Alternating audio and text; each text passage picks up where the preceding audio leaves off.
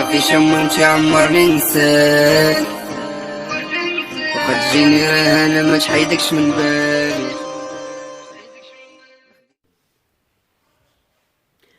أخواتي إخواني المشاهدين، السلام عليكم ورحمة الله تعالى وبركاته.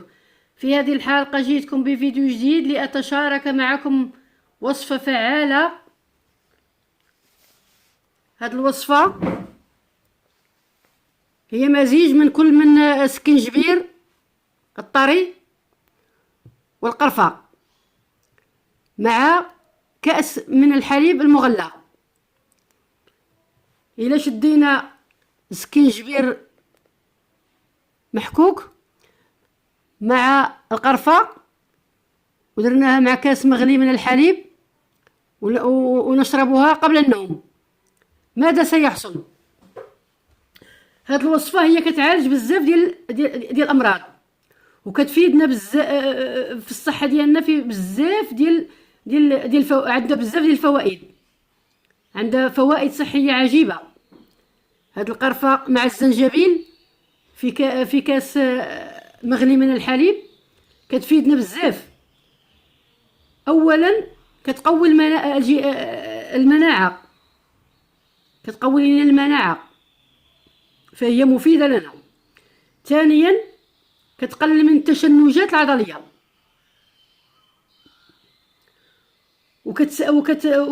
وكتقلل من تسكين الآلام في المفاصل، كتسكن الآلام في المفاصل. وكنستعملوها باش ننشطوا الدورة الدموية. وهاد وصفة الزنجبيل مع القرفة تحتوي على أهم العناصر الغذائية كالبروتينات والفيتامينات، فهي من الأعشاب الصحية، لها فوائد كثيرة. فهي تمنع قرحة المعدة، كما تمنع الالتهاب الحلق أثناء نزلات البرد. هي كتمنع نشر الفيروسات الأنفية الممثلة في نزلات البرد، كتحمينا من التهاب الحلق والرشخة والسعال. نشربوا هاد المزيج من كل من الزنجبيل والقرفة مع كاس من الحليب المغلى، تفيدنا في بزاف ديال العلاجات. كتمنع الانتفاخ والغازات في البطن، كما أنها تقوي عضلات القلب.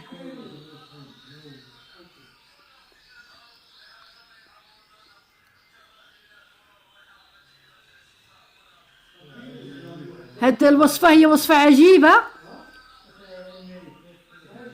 وعندها بزاف ديال الاستعمالات وبزاف ديال الفوائد.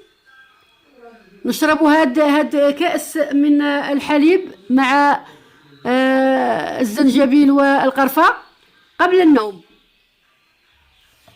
كما كتلاحظوا اخواتاتي، بعد ما ناخذوا الزنجبيل ونحكوه في الحكاكه تيسمع على هذا الشكل، غادي نديروه في الكاس المغلي من الحليب.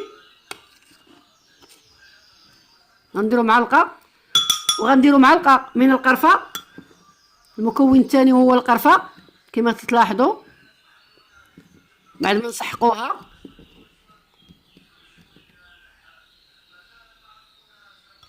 غادي نخلطوا هذا المزيج.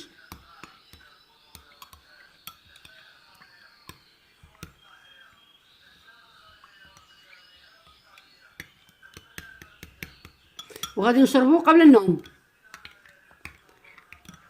له عدة فوائد صحية، وله عدة علاجات، كما سبق لكم أن ذكرت هذه الأعراض. فهي كتعالج قرحة المعدة، كتقوي المناعة، كتسكن المفاصل، وكتنشط الدورة الدموية، وكتخفف ألم الرأس اللي عنده ألم الرأس، وكتمنع التهاب الحلق في أثناء نزلات البرد. فهي صحيه. القرفه هي